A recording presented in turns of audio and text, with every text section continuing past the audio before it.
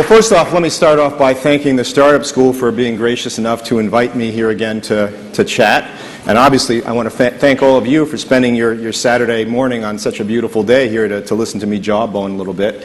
What I'm going to do here is talk a little bit about how Sequoia sees the VC business, more specifically, what we think it takes to build a really great company.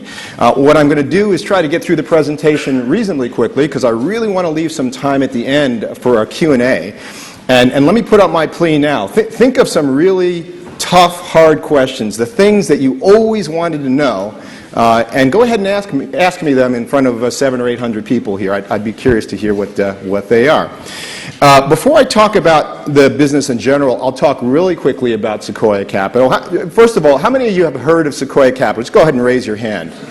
All right. I'm not going to spend a lot of time on the history of Sequoia Capital. We were founded by Don Valentine in 1972. We are very well known, obviously, for our early stage business. What is less known about us, however, is that we are very active in both the growth stage business, which is larger, more established companies. More importantly for this crowd, though, we are very, very active in the seed business. We care very deeply about that business. Part of it is self-interest. Some of the greatest companies we've had the pleasure of being involved with started with a $200,000 or $300,000 initial check. So I wanted to make sure folks understood that about us. We have been fortunate enough to invest in 700 companies.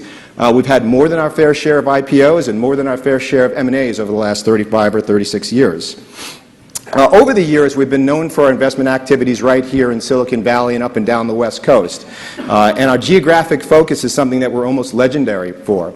Having said that, we have expanded that geographic focus now to, over the last 7 or 8 years, 3 new geographies. We have significant operations in Israel, in China, and in India. We're still very focused on those geographies. We have separate general partners in each of those offices, but we now have a global footprint.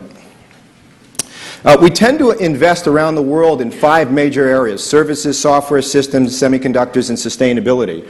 We're well known for the first 4. The last one is something that we've become active in the last 5 years. We began investing in this somewhere in the 2003, 2004 time frame with our first investment in a battery company called A123. In the last few years, we've made several investments in this area. Now, notice that I don't call it green tech or clean tech. Our view is a lot broader than that. We think of it in terms of sustainability. Some of our investments aren't what you'd call classic clean tech investments, but they do affect, we think, the sustainability footprint of the energy business.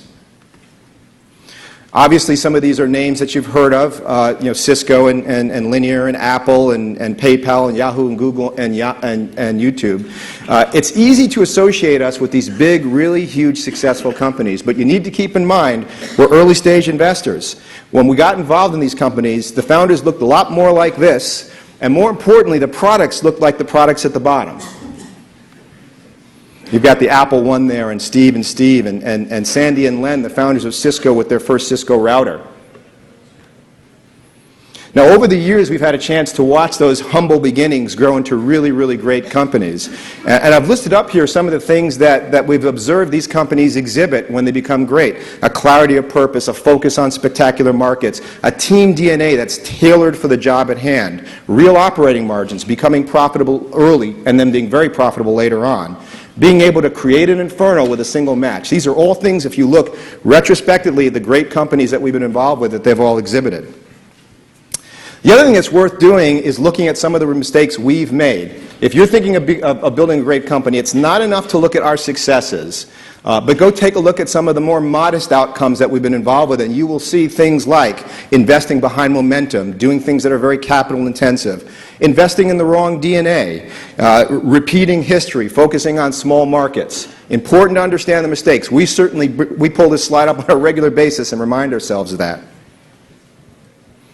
Now, what I'm going to do here is talk for a few minutes about how you might be able to both emulate some of the great attributes of companies we've been involved with, but more importantly, maybe also avoid some of the pitfalls and pratfalls that were on the previous slide. And what I've done is I've put together a very, very brief how-to on how to build a great company. At a super high level, I'm going to use a metaphor here, which our marketing folks at Sequoia are convinced I'm going to absolutely abuse, and if I do, I apologize. This is a picture of a truly great surfer here, riding a truly great wave out at Mavericks over in Half Moon Bay. And the observation that we make about this great surfer is he couldn't exist without a great wave. He could have all the skills, he could have a great surfboard, but at the end of the day, unless he's got the talent, the training, and the instinct to know where that wave is going to break, when it's going to break, and then the courage to go out there and ride that thing to someplace really interesting, he's not going to be a great surfer. What we've found over the years is the same is true, quite frankly, for entrepreneurs and their companies. If you want to build a truly great company, you've got to ride a really big wave. And you've got to be able to look at market waves and technology waves in a different way than other folks and see it happening sooner, know how to position yourself out there, prepare yourself, pick the right surfboard. In other words, bring the right management team in, build the right platform underneath you. Only then can you ride a truly great wave. And at the end of the day, without that great wave, even if you're a great entrepreneur, you're not going to build a really great business. It's a really important point. We, from time to time, hear from entrepreneurs that are very, very talented. They've got a great technology. They've even got an interesting product focus. But if it's not associated with a really large wave, it's very hard to get comfortable investing in them. The other point that I'll make, this is a really important one to keep in mind. This surfer here can only pick the wave and pick how he or she rides it. They can't change the direction of that huge thing. They can't change the shape of it, the size of it. They can't will it to be smaller because they can't ride a bigger wave. They can't change the direction of it. Entrepreneurs are also basically at the will of the wave they ride, and the truly great ones understand that and they respect that. Their differentiation is being able to identify not just the wave, but when it arrives, how it arrives, the shape of it, and they figure out how to uniquely ride it in a way that takes them somewhere really great. So what I'm going to do here is dig into some of the things we think entrepreneurs do in order to select their waves and ride them in a way that takes them to really great places. The first is market insight. It's not enough to ride a great wave. You've got to understand the markets that get created by these waves. The first thing that we look at, and we hope you'll look at as well, is the size of the market you're targeting. Size matters. At a very high level, the first thing we look at is total addressable market. This is how much revenue you could generate if you could get every possible customer to buy your widget at some average price. And the reality of this is if your total addressable market is $100 million, you can't build a $300 million business in that market. What we observe over time is that the challenge of small markets is even deeper than that. Not only can't you build a big business in a small market, scale works against you in a small market. Oftentimes it's hard to build even a small business in a small market. Small markets have issues like customer concentration and lots of competitors and fragmentation. It's not enough, though, to understand the size of the market. You've got to understand a little more about the structure of the market. There's a total addressable market, but you've got to peel the onion and understand which portion of that market realistically can be served. This is the SAM. And you've got to peel it one more time and understand structurally how much of that market can you get? What is going to be your share of market? Something else that matters a whole lot when you're picking a wave and you're picking a market is understanding the dynamics in that market. Are you entering the market early? Are you entering the market late? Is it a quickly developing market or is it a large established market? What are the trends? What kind of leverage can you have in that market? What's the competitive landscape? The stage of the market matters as well. You've got two columns here. On the left side is the column which are the characteristics that companies exhibit when they join an existing category. These are typically called late market entrants. The dynamics are that the market is usually large already. If it's not, you have to wonder why you're building a company. You've got to be able to leverage price and performance because your customers are a lot more opportunistic. You've got to be willing to live with lower gross margins and a lower market share. And history sort of teaches us that while you can build interesting businesses if you're a late market entrant, the outcome is generally an acquisition, and the legacy that you build as a founder and a founding management team is more about, at best, a single generation reign. Think about Calpana in the early 90s, the Ethernet switch company. Those of us who've been in the networking business certainly remember it as a very important company that created a brand new product category, but they came to market quite late. And in the end, they were acquired by Cisco. They became an important part of the product line, and the founders and investors and management team did well there, but they didn't build a dynasty. Now, if you look at the right side of this slide, what you're doing when you're going into a market early is you're defining a new category. This gives you an opportunity to start when the market has a very, very small size and ride explosive growth. You tend to leverage things like IP and functionality and brand. Your customers tend to be fairly loyal. You're the only solution in town. You can have large market share, and you can have high gross margins, and you can dream about being a financially independent company that someday goes public. More importantly, if you got all of that and maybe a little bit of luck, you can build a dynasty. The point here is, as an entrepreneur, You can do either the left column or the right column. What you can't do, though, is mix and match. You can't go into a market late and then dream about being a financially independent company, because history sort of teaches us that the dynamics work against you if you try to do that. The next step, once you've figured out the wave in the market, is you've got to put together a compelling offering. Ideally, what you want to do is you want to focus on folks whose hair is on fire. The reason why you want to do that is because folks who are on fire tend not to ask a lot of embarrassing questions like, how long have you been in business? How much cash do you have on your balance sheet? Have you ever had a job before? Frankly, they don't care about that. What they're really looking for is a fire hose. And frankly, they don't even need a very good one. It can leak, not be certified by UL. All it has to do is put out the fire, and trust me, they're going to pay for it. Now, the other important point here to understand is it's not enough to aim at somebody whose hair is on fire. Sell them the right thing. A fire hose is a good idea. Fire insurance is a really bad idea. Number one, you will go out of business if you only sell it to people who are already on fire. And trust me, if you've ever seen somebody on fire, they're not that interested in insurance. An overlooked point about coming up with a compelling product is that the message matters. It's easy to focus on the solution to a real problem and then say to yourself, hey, look, I build the solution and they will come. But the truth is, the world doesn't work that way, especially if you're entering a market early in the wave. A lot of folks may not realize truly what the problem is or what the solution is. So you've got to come up with a very, very short, easy to understand message. You're trying to get talented people to join, VCs to invest, banks to lend, service providers to help, customers ultimately to buy. In order to do that, you've got to get them to care.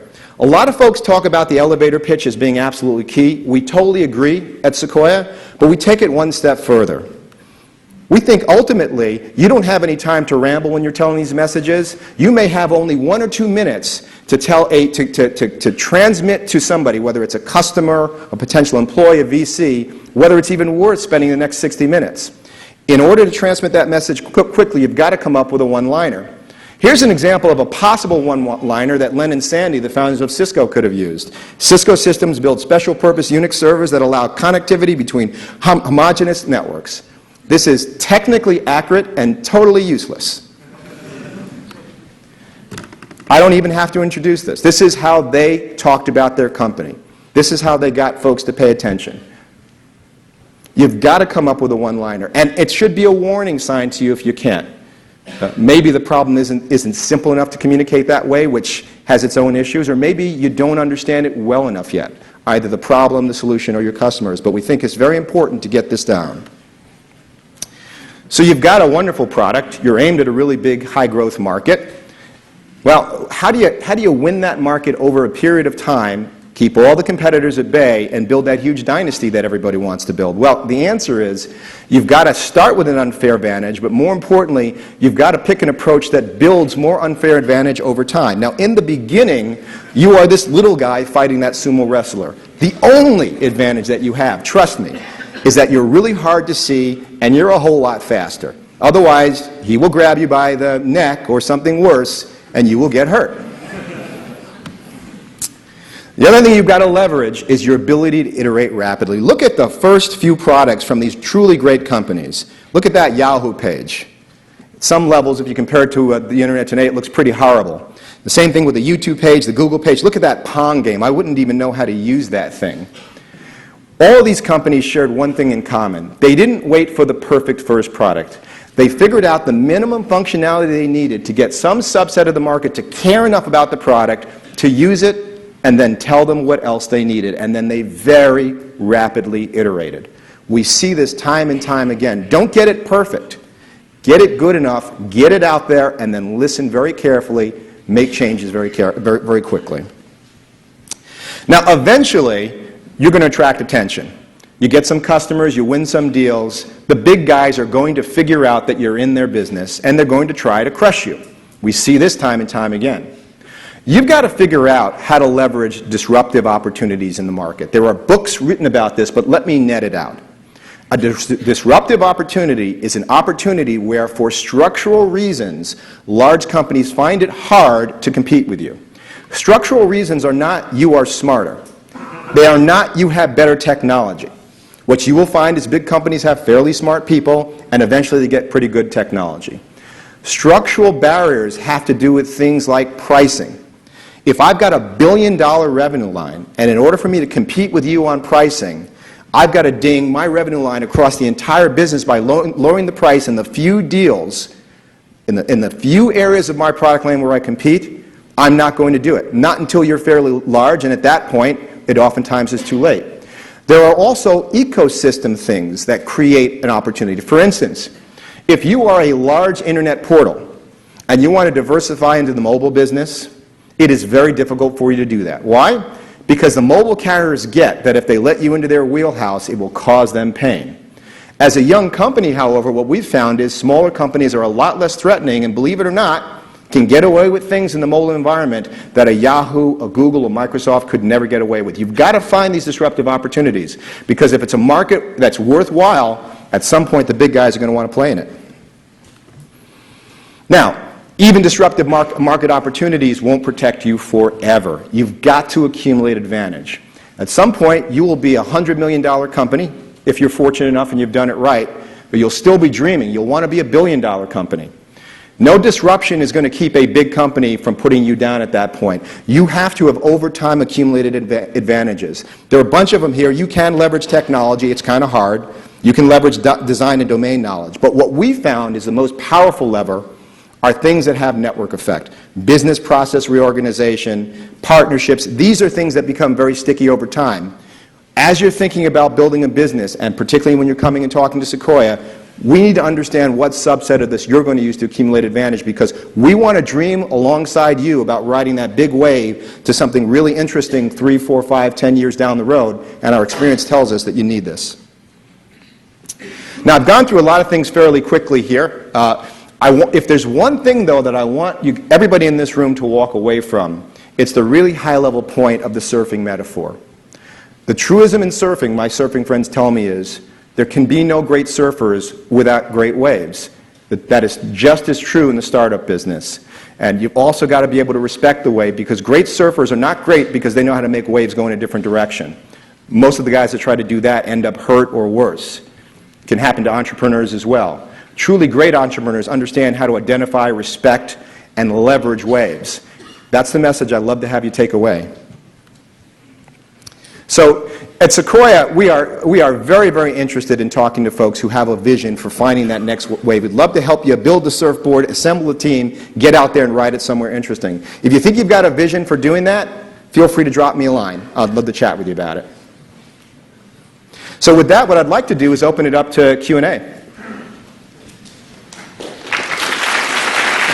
Thank you.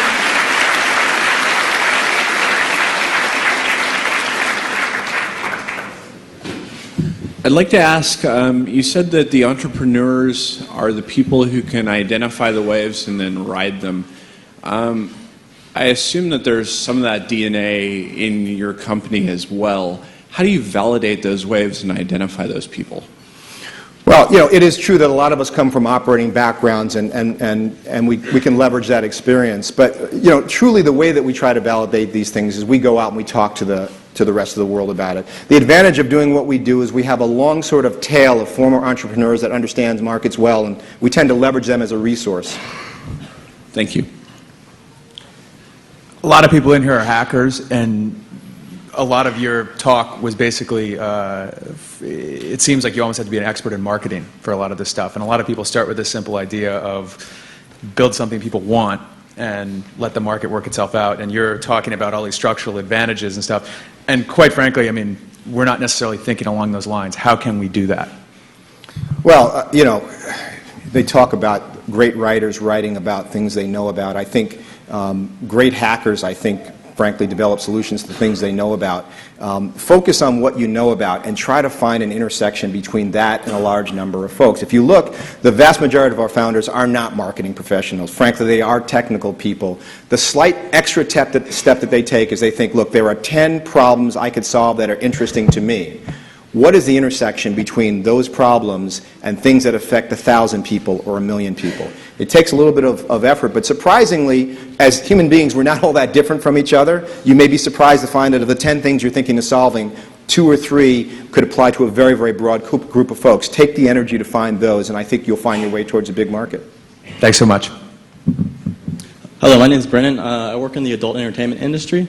and I was wondering what factors would you invest in that type of company, and also what are some issues you would face as a VC if you're thinking about it, and any advice you would give? So, I don't know how many of you have ever been in a hurricane. I've been in a few. I come from the East Coast, and I'm going to tie this back in just a second here.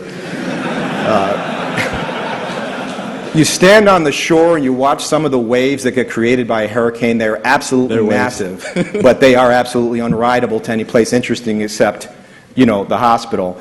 Not every great market wave is rideable at a super high level. Now, the interesting thing about your business is if you figure out the right way to ride it, which is not at a really highly visible place at the top where you can get knocked off, but kind of lower on the wave, it can be a very profitable and a very interesting company. And you're going to find investors that are going to want to invest in that.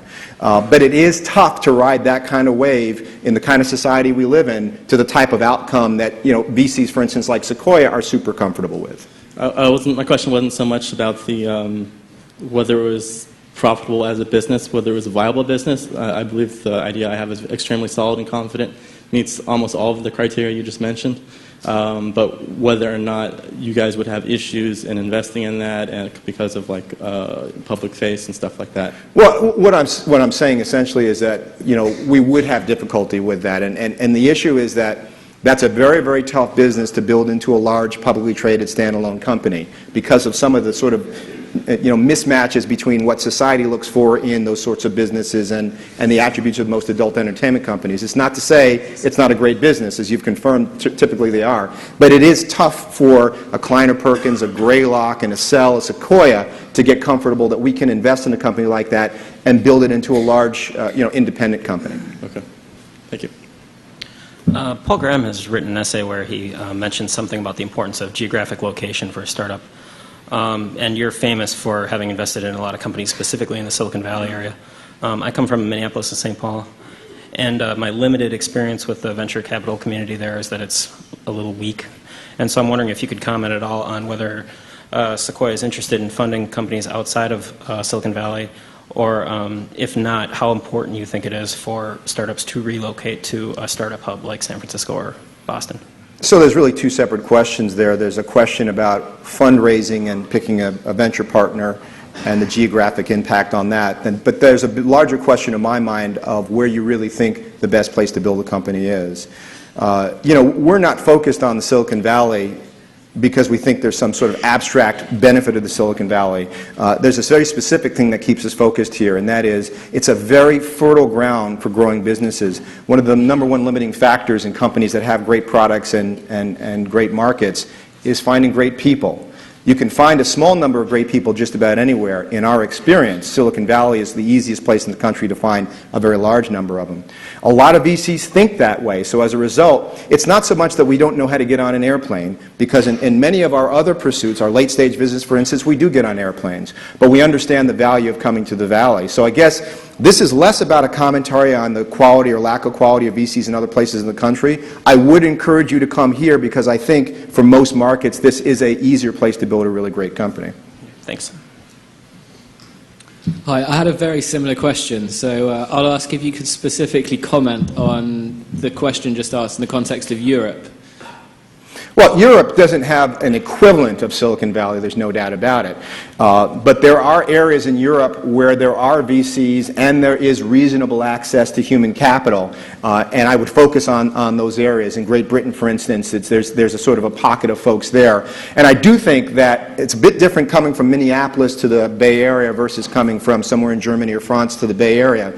See, in Minneapolis, that company's core target market is likely still going to be the U.S. And so they're not really putting a whole lot of distance between themselves and customers by moving from Minneapolis to the Bay Area. When we talk to folks in the UK or in other parts of the world, we tell them, look, it'd be great if your market were in the United States for you to come here to the United States, and if you did that, come to the Valley. But most folks don't build companies in, for instance, the EU to go after the US as an initial market. They focus on the EU, and if that's the case, my recommendation is to find the best place in the EU so that you don't get too far away from your customers. As a slight follow-up, would you then consider funding them if they're going to stay there? We have done, probably in the last 2 or 3 years, 2 deals that way. We don't do it out of the U.S. office. We do it out of the Israel office because they fly through London and Germany as they're coming to the States. It's tough. It certainly won't be 2 folks in PowerPoint. There's got to be a little more to the company in order for us to get involved. But it's doable. Frankly, what we'd really rather do is help you find a partner in the geography that you're working in and work with them as the early stage investor. And if at some point it makes sense for us to become involved, then get involved at that point. Thanks. As you were speaking about waves, I wanted to get your opinion of where do you see the next stages of monetization on mobile and mobile across other apps, and also widgets, and where the next space you see these apps are going to go to. Do you see it moving beyond the whole sponsored to other models of monetization? Well, first of all, you've just talked about 2 very, very large waves, the social media wave and the mobile application wave. Both have difficulties in monetization. I happen to be on the board of companies in both those categories. I can tell you both have their difficulties from a monetization standpoint. I think the key thing in the case of the mobile business is to understand the complexity of the ecosystem. There's an obvious way, frankly, I think, to make money in that ecosystem, which is to offer some form of payment support. And you've already got a sort of a payment relationship with the carrier. You've got your phone with you just about everywhere you spend money. The thing, though, you've got to understand is the carriers have figured that out as well. And so it's probably not a great place to go. So the places where we try to invest in are in the most obvious applications where folks are likely to spend money. And if you look at that, it's social style applications or gaming applications, and indeed we've got investments in both those areas, and we're beginning to see the early signs of traction in both those areas. The social media space is a much more complicated environment in some ways because there really isn't a business model around widgets. Widgets grew up in an environment where things were basically free, and we played around. I'm on the board of Rocky, and we've messed around with every manner of non-advertising monetization of widgets. Maybe someday we will find a way to make that work, but right now the focus is on building new and interesting ad units in that space, and in that area it's becoming a very interesting business, mainly because of the huge amount of time that very important demographic groups to advertisers are spending in the widget space. So my guess is the first revenue wave there is absolutely going to come behind advertising. Having said that, we've seen glimpses now of applications that wouldn't make sense in the absence of social media, but truly only makes sense in this context of the Facebook and MySpace and High5 and Bebo. Those applications may have some interesting monetization options. I'll give you one example, back to gaming. A game in a social environment has a huge opportunity to leverage things like digital goods, as an example. And we're seeing the beginnings of that happening right now. And we're looking at companies, and we know there are a lot of entrepreneurs out there. If the first wave is advertising, the second wave in the social media space very well may be digital goods. And I'd love to talk to you or anybody else here if you've got some ideas about that. I'll give you 2 hints since you've been so valuable. Think, make the users and the developers money, and think savings for the enterprise and the companies. Because the mobile guys opened up T-Mobile and Verizon for 2 reasons. They don't know how to make this stuff. They don't mind charging 10, 20, 30% like PayPal's does, and just collect the money. Let's chat after the meeting. Okay. Yeah. I was having a more general question about how you figure out your startup is worth what it is in the future. Like you said, you have to figure out what the structure is and then the share of the market. My question is, if you're doing a startup and you figured out kind of the structure and you got some customers and you got a good idea, and how do you figure out what will happen in the future to figure out what's the share of market and how you raise money for it? It's a really good question. It's a particularly tough area. For better or for worse, we don't like top-down sort of analysis. We tend to like bottoms-up analyses, and what we really respect are very powerful proxies, analogies, metaphors, some way to tie the problem you're solving back to money that's already being spent. And so what you do is you sort of look at the problem, and nature abhors a vacuum. What we find, there are some folks, even in really early markets, that are spending money on the problem. You start with that, you use it as a proxy, and you extrapolate from there. And if you can come up with 2 or 3 reasonable approaches, they're not going to be perfect, to do bottoms-up analyses, you can have some confidence on you're not going to get it down to the number of hundreds of millions of dollars, but you'll tell the difference between a $1 billion market and a $100 million market through that approach. What if there is very few in the same area? No, I'm sorry, could you repeat? What if there are very few people that are already doing what you want to do? Well, sometimes that's a wonderfully positive leading indication. it makes it really tough to size the market, and we look very, very closely at the entrepreneurs and their background then, because it's a huge leap of faith. For what it's worth, we find it tough without some form of analyses to invest. We've done it, and in a few cases it's worked out. But if you're so early that nobody is solving the problem, you do have to ask yourself the question, is it a hair-on-fire problem? Thanks. Well, thank you very much. These were wonderful questions. I appreciate your time.